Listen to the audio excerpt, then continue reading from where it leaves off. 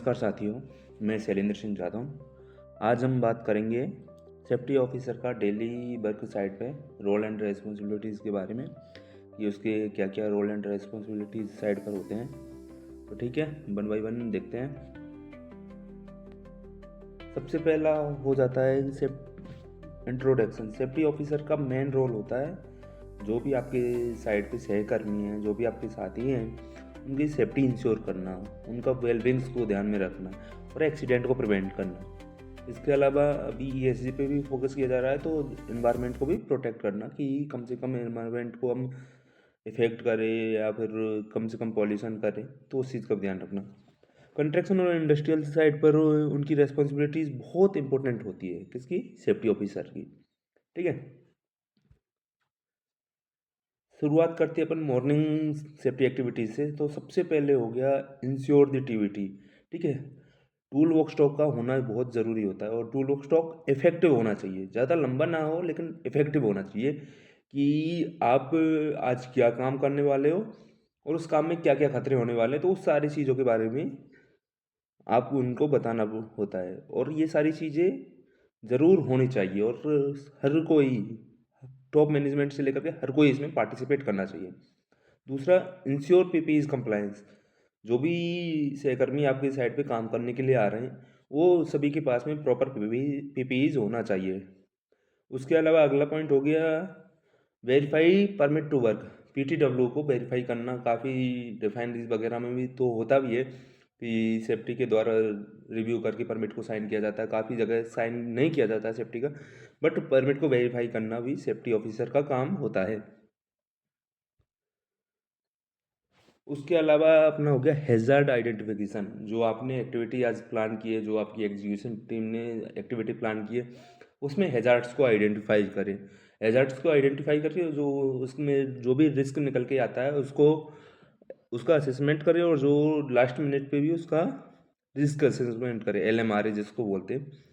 तो उसके लिए जो भी मेजर्स है, सेफ्टी प्रिकॉशंस है, वो आपको लेनी चाहिए। इसके अलावा हो जाता है इंस्पेक्शन। सेफ्टी ऑफिसर का ये मेन रोल होता है और ये बहुत बड़ी चीज़ होती है।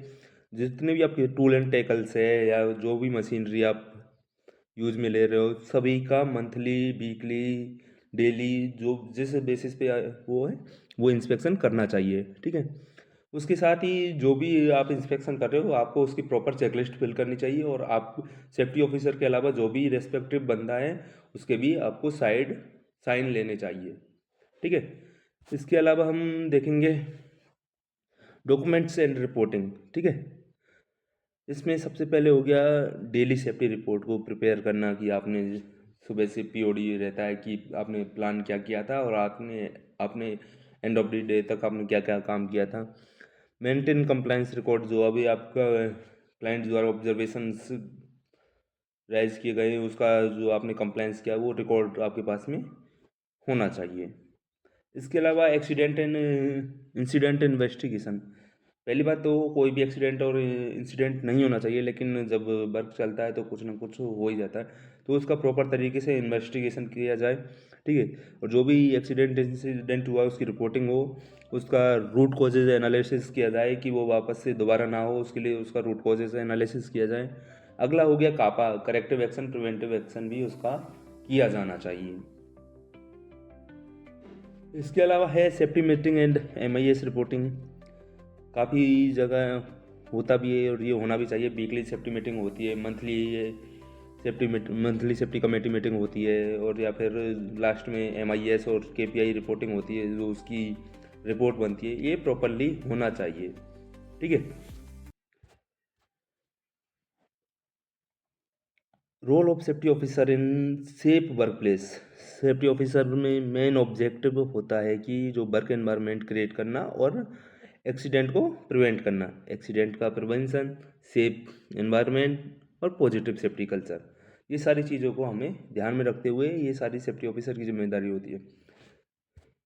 इसके अलावा भी और भी बहुत सारे काम हर प्लांट के हिसाब से, हर सेक्टर के हिसाब से अलग अलग काम बढ़ जाते हैं। ये जो अभी आप तक आपने देखे थे ये जर्नल थे।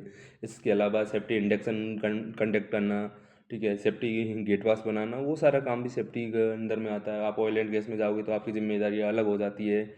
आप कंस्ट्रक्शन सेक्टर में जाओगे, आप मैन्युफैक्चरिंग सेक्टर में जाओगे तो वो सारी जिम्मेदारी आपकी अलग अलग होती चली जाती है। ये जो मैंने आपको बताया ये एक कॉमन फैक्टर था, कॉमन चीज़ें होती है कि सेफ्टी ऑफिसर की क्या क्या जिम्मेदारी हो जाती है।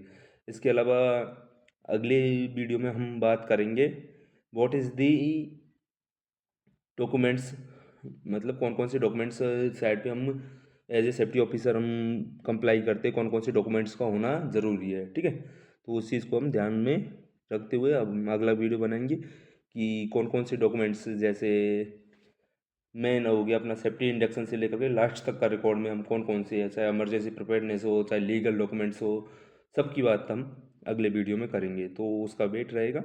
ठीक है, तब तक के लिए इसको आप एंजॉय कीजिए। ठीक है, थैंक यू।